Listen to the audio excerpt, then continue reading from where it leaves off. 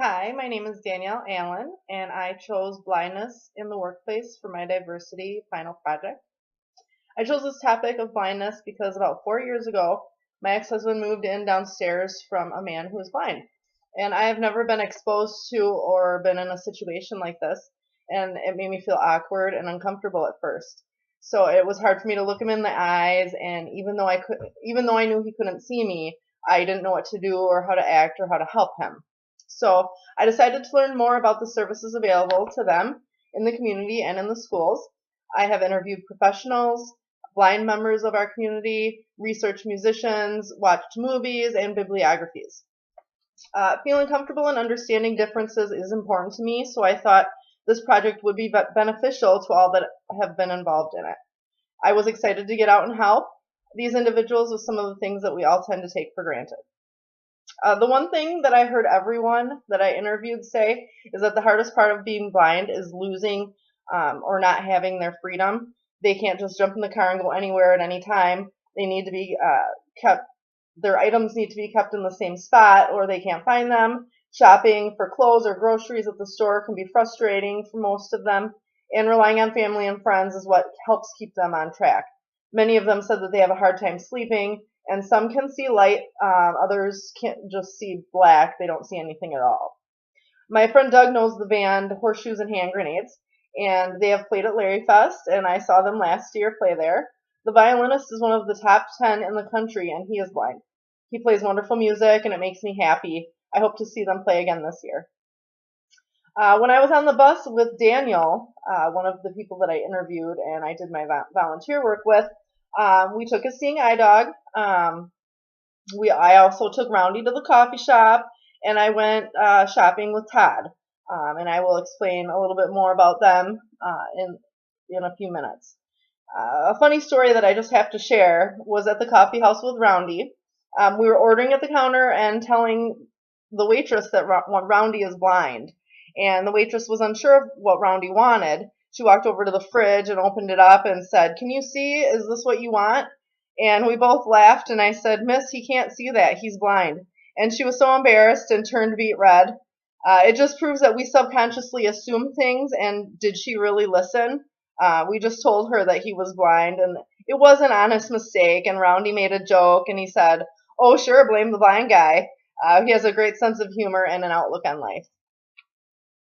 When I immersed myself when I was blindfolded for 15 hours, I realized that it's hard to get around even in my own house.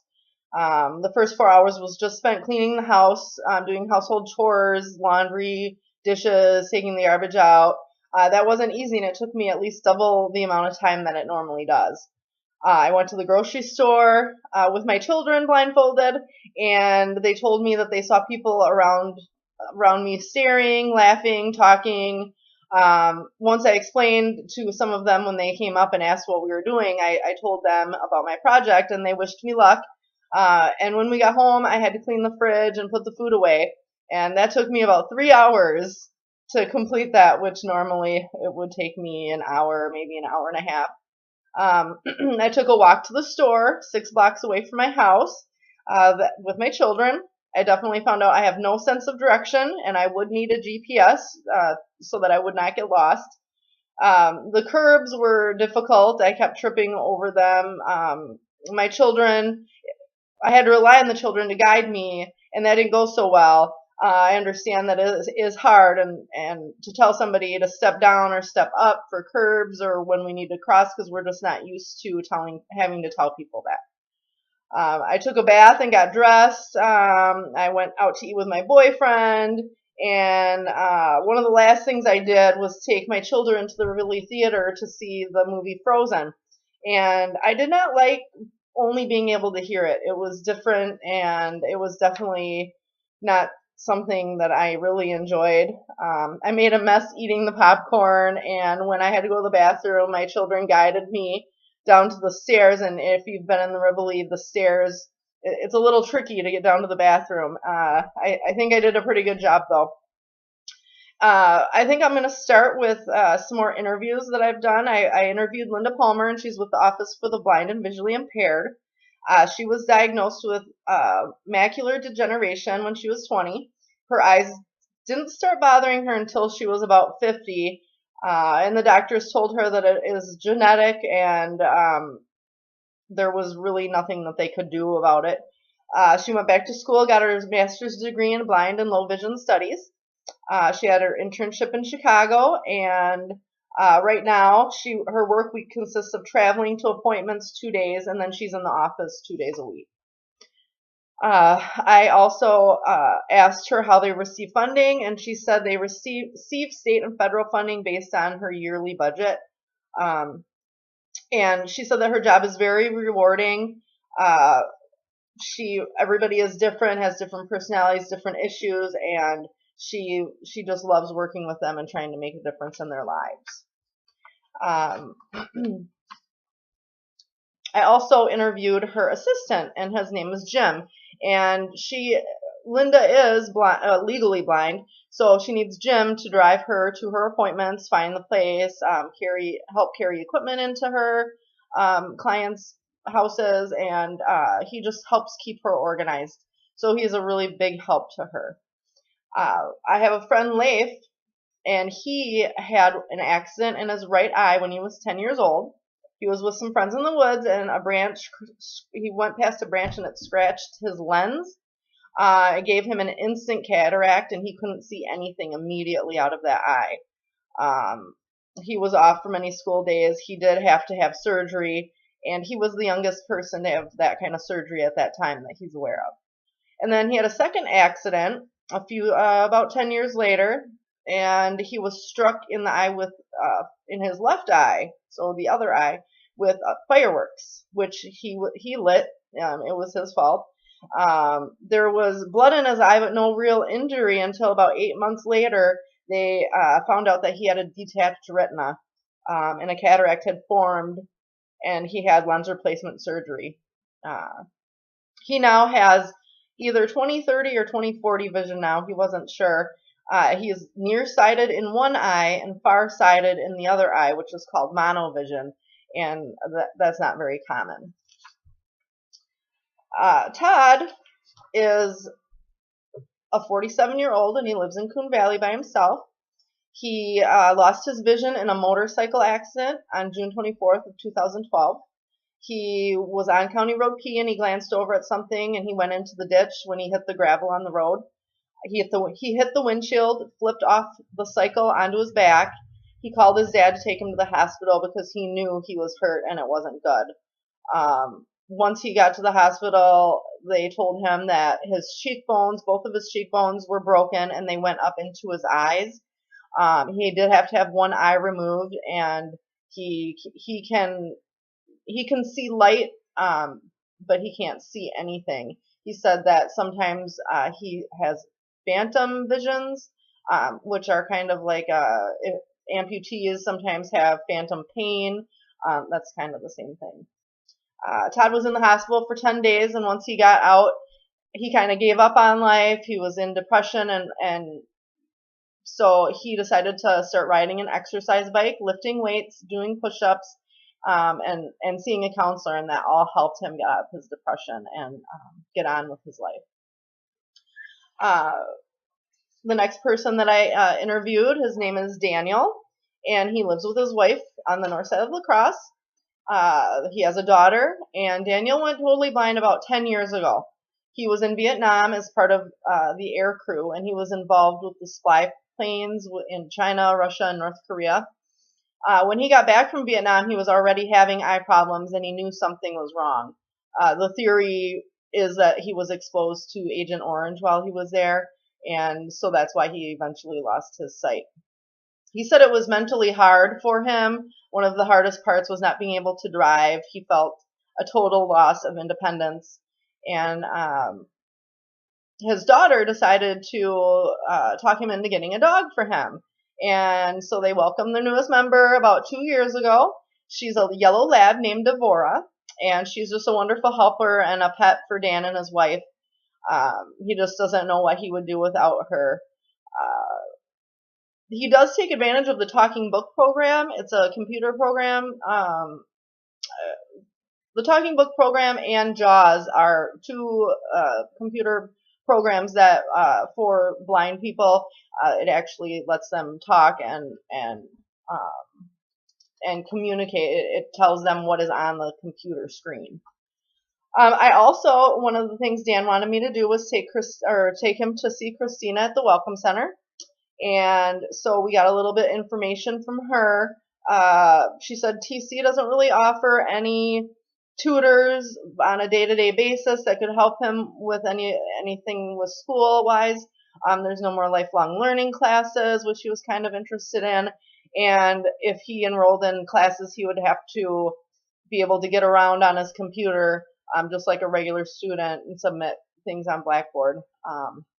And he did show me, his wife did teach him how to type on the computer, and he does very well. I was surprised. I think he probably does better than I ever would. And then my friend Roundy. Roundy has been involved in many accidents. His first accident, he was 15, and he rolled a pickup. He was in a coma for 9 months. He went to high school in 1979 and was completely blind at that point. He made the honor roll because his dad would help read and then record the books that he needed to study, so he would listen to it until he understood it.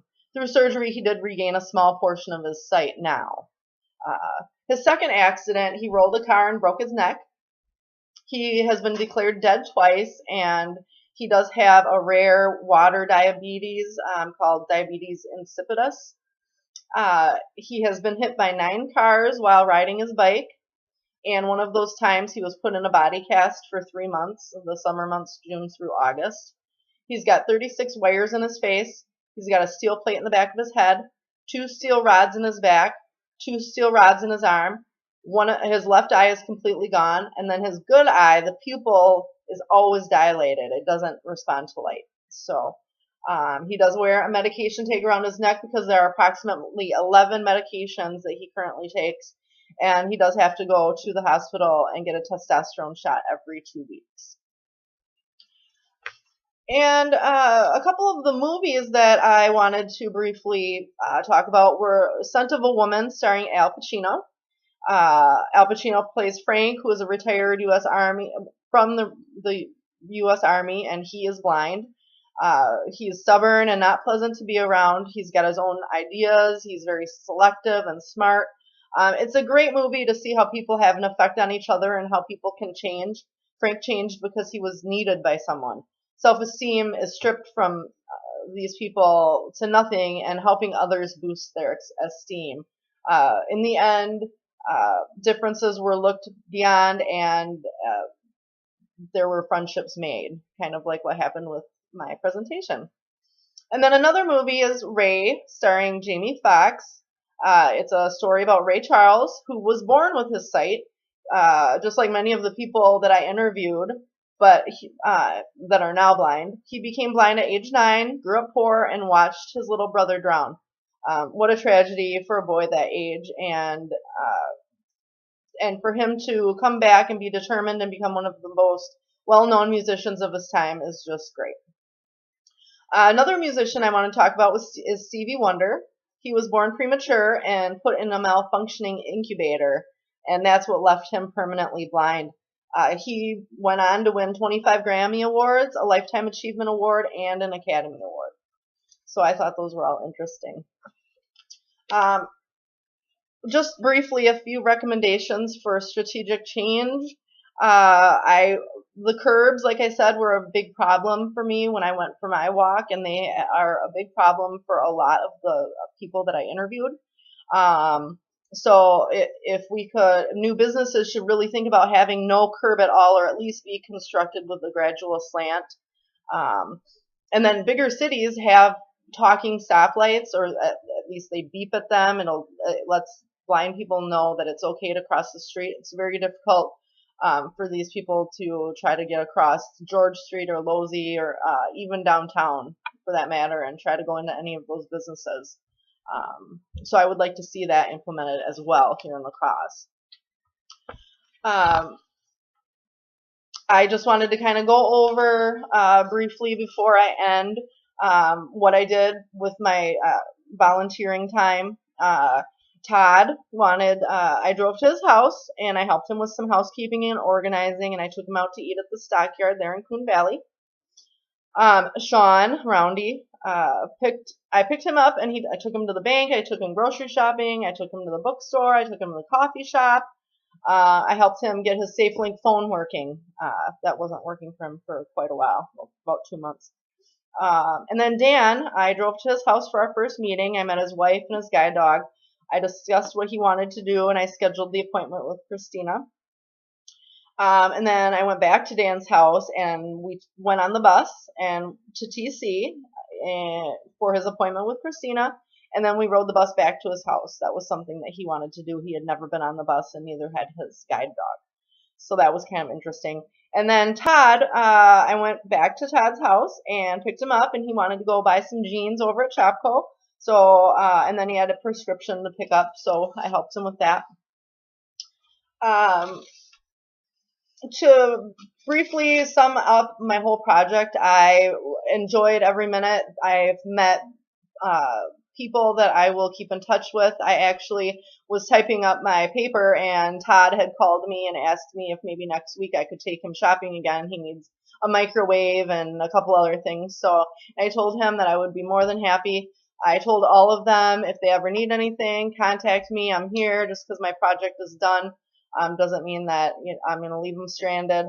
They're great people, and sometimes people just need help doing things. And I think that it's very important for everyone to realize that they're human beings too. They're just a little different, and this has taught me a little bit more about how difficult it would be for even myself to go blind and end up trying to take care of my children. How would I finish school?